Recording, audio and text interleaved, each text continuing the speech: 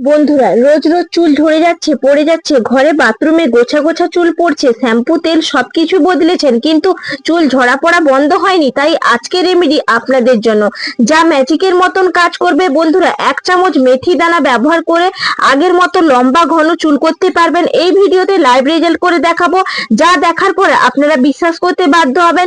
Hair tonic খুবই উপকারী। যদি বন্ধুরা চুল ঝরা পড়া বন্ধ করতে চান, তাহলে আজকের রেমেডি আপনারা দেখা মাত্র বানিয়ে ফেলুন। নমস্কার, নতুন একটা পর্বে আপনাদের সবাইকে স্বাগত।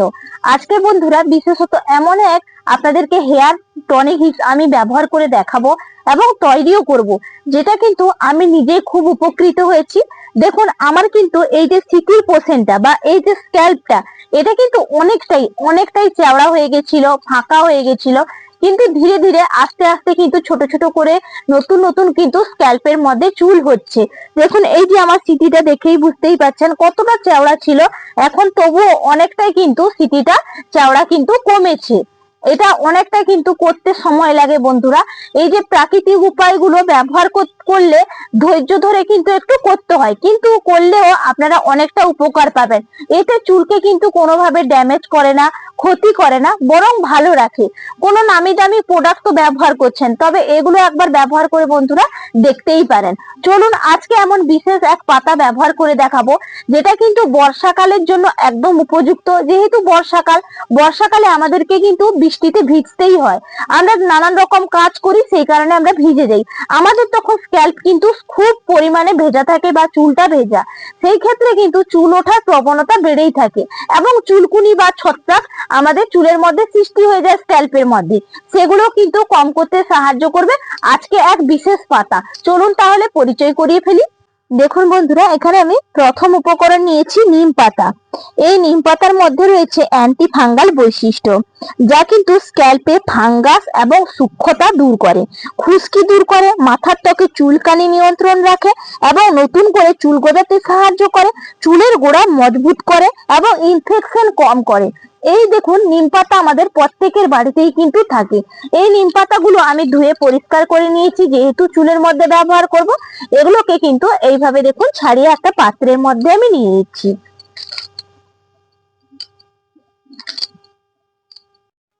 দেখুন, এখান থেকে কিন্তু নিম পাতাগুলো আমি একবারে নিয়ে নিলাম। এরপরের উপকরণ দিয়ে দেব। দেখুন, এরপরের উপকরণ হচ্ছে অ্যালোভেরা। দেখুন, এখানে অ্যালোভেরার কিন্তু একটা পাতা নিয়ে নিয়েছি। আর এই যে অ্যালোভেরার পেছনের অংশ দেখবেন একটা আস্তরণ থাকে হলুদ কালারের, সেই হলুদ কালারের আঠা জাতীয় আস্তরণটাকে কিন্তু বের করে ফেলবেন। তারপরেই কিন্তু ব্যবহার করবেন বন্ধুরা এরকম এলোভেরা। এলোভেরার মধ্যেই কিন্তু রয়েছে অ্যান্টি ফাঙ্গাল এবং অ্যান্টি ব্যাকটেরিয়াল বৈশিষ্ট্য, যা অতিরিক্ত তেল ময়লা পরিষ্কার করে, খুশকি দূর করে এবং চুলকে ঝলমলে বা শাইনি সিল্কি করে তোলে। দেখুন, এখানে কুচি কুচি করেই কিন্তু এইভাবে অ্যালোভেরাটাকে কেটে নিতে হবে। আমি বটির সাহায্যে কেটে নিচ্ছি।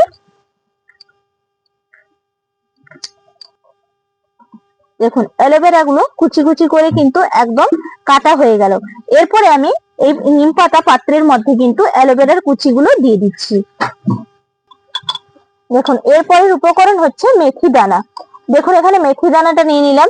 এই মেথি দানা কি করে? চুল পড়া নিয়ন্ত্রণ করে, নতুন করে চুল গজাতে সাহায্য করে, খুশকি দূর করে, চুলের মধ্যে রুক্ষতা দূর করে, কারণ এর মধ্যে রয়েছে অ্যান্টি ব্যাকটেরিয়াল উপাদান এবং নিকোটিনিক অ্যাসিড, যা চুলের ফলিক্রলকে কিন্তু কন্ট্রোলে রাখতে সাহায্য করে।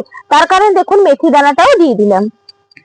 দেখুন, এরপরে নিয়েছি এখানে শুকনো আমলা।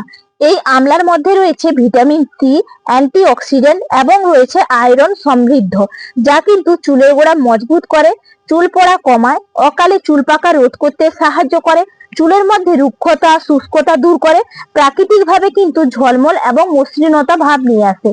এই আমলা দেখুন শুকনো করে কিন্তু একদম রেখে দিয়েছিলাম। এই শুকনো আমলা ব্যবহার করছি। আপনারা চাইলে দোকান থেকেও কিনতে পারেন এবং আমলা পাউডারও ব্যবহার করতে পারেন। এখানে আমি গোটাটাই ব্যবহার করলাম, শুকনোটা এর মধ্যে কিন্তু দিয়ে দিলাম। এরপর দেখুন, গ্যাস ধরিয়ে কিন্তু এখানে একটা পাত্র বসিয়ে দিয়েছি, যেটার মধ্যে সমস্ত উপকরণগুলো নিয়েছিলাম। এর মধ্যে দিয়ে দিচ্ছি জল। এখানে 1 বাটি জল কিন্তু ব্যবহার করছি। দেখুন, জলটা তো দিয়ে দিয়েছি। এরপর সমস্ত উপকরণগুলো একটু চামচ দিয়ে মিশিয়ে নিচ্ছি। এরপর কি করব? এটাকে ফুটিয়ে এর থেকে নির্যাস কিন্তু বের করে নিতে হবে। দেখুন বন্ধুরা, উপকরণগুলো কিন্তু একদম ফুটে গিয়ে কত সুন্দর নির্যাস কিন্তু ছেড়ে দিয়েছে। এই সময় গ্যাসের ফ্লেম একদম বন্ধ করে এটাকে নামিয়ে নিচ্ছি। এখন এই যে নির্যাসটা নামিয়ে নিয়েছি, এটাকে ছেঁকে নিতে হবে। দেখুন কালারটা কতটা পরিবর্তন হয়ে গেছে। যেহেতু এখানে আমলা দেওয়া ছিল, সেই কারণে বন্ধুরা এই জলের কালারটা কিন্তু আপনাদের কালো হয়ে যাবে এবং চুলের মধ্যে যখন ব্যবহার করবেন প্রচন্ড পরিমাণে কিন্তু উপকার হবে। আমি নিজেও ব্যবহার করেছি, তার কারণে আপনাদের কাছেও ব্যবহার করলাম। এটা বানিয়ে রাখলে 15 দিন মতন কিন্তু আপনারা চুলের মধ্যে ব্যবহার করতে পারবেন। চলুন এর সঙ্গে আর দুটো বিশেষ উপকরণ মিশিয়ে নেব। দেখুন এরপরের উপকরণ হচ্ছে কাস্টার্ড অয়েল। এই কাস্টার্ড বীজ থেকেই কিন্তু এই কাস্টার্ড অয়েল তৈরি করা হয়। এই কাস্টার্ড অয়েলের মধ্যে কিন্তু ফ্যাটি অ্যাসিড থাকে, যা ভিটামিন এবং চুলের ফলিকল গুলোকে পুষ্টি যোগাতে সাহায্য করে। চুল পড়া কিন্তু 0% কমিয়ে দেয়। পাতলা চুলকে কিন্তু ঘন করার সাহায্য করে এবং মজবুত করে। স্ক্যাল্পের মধ্যে যে চুলটা ফাঁকা হয়ে যাচ্ছে, তাহলে কাস্টার্ড অয়েল ব্যবহার করবেন, খুব উপকার পাওয়া যাবে। দেখুন এখানে আমি কাস্টার্ড অয়েলটা কিন্তু নিয়ে নিচ্ছি, খুব বেশি দেওয়ার দরকার নেই, 1/2 চামচেরও কম কিন্তু এখানে দেখুন কাস্টার্ড অয়েল ব্যবহার করব। দেখুন সুন্দর করে কিন্তু একদম মিশিয়ে নিয়েছি কাস্টার্ড অয়েলটা। এরপরের উপকরণ হচ্ছে নারকোল তেল। এই নারকোল তেল ব্যবহার করছি, আপনারা চাইলে যে কোনো তেল ব্যবহার করতে পারেন, সর্ষের তেল বা অন্য কোনো তেল। আমি কিন্তু এখানে নারকোল তেলটাই ব্যবহার করলাম, আমার যেটা ভালো লাগে। এরপর সুন্দর করে কিন্তু নারকোল তেলটাও মিশিয়ে নেব। এই নারকোল তেল কি করে, সূর্যের ক্ষতিকারক রশ্মি থেকে রক্ষা করে, চুলকে শাইনি, সিল্কি এবং মজবুত করে। আগেকার দিনেও কিন্তু এই নারকোল তেল বাড়িতেই তৈরি করা হতো এবং মাথার মধ্যে নেওয়া হতো, তাতেও কিন্তু বেশি আরো উপকার পাওয়া যায়। দেখুন ভালো করে কিন্তু একবারে এই রেমিডিটা বা এই উপকরণটা তৈরি হয়ে গেছে। চলুন এর সঠিক পদ্ধতি দেখাই, কিভাবে আপনারা মাথার মধ্যে এবং স্ক্যাল্পের মধ্যে লাগাবেন। দেখুন মাথায় নেওয়ার জন্য কিন্তু নিতে হবে এরকম একটা তুলোর কটন, বা আপনারা একটা ড্রপও নিতে পারেন, যাতে আপনাদের সুবিধা হবে মাথার মধ্যে লাগাতে, তা কিন্তু নিয়ে নেবেন। এবং আপনারা এটা স্প্রে বোতলের মধ্যেও ভরে রেখে দিতে পারেন। স্প্রের মাধ্যমেও কিন্তু চুলের স্ক্যাল্পে নিয়ে নিতে পারবেন। আমি দেখুন এইভাবে চুবিয়ে নিচ্ছি, চুবিয়ে কিন্তু আমি নিয়ে নেব। একা নেওয়ার জন্য কিন্তু এই তুলোটাই পারফেক্ট। তুলোর মধ্যে অনেকটাই জল কিন্তু শুষে নেয় এবং সুন্দরভাবে এইভাবে স্ক্যাল্পে আমি নিয়ে নিচ্ছি।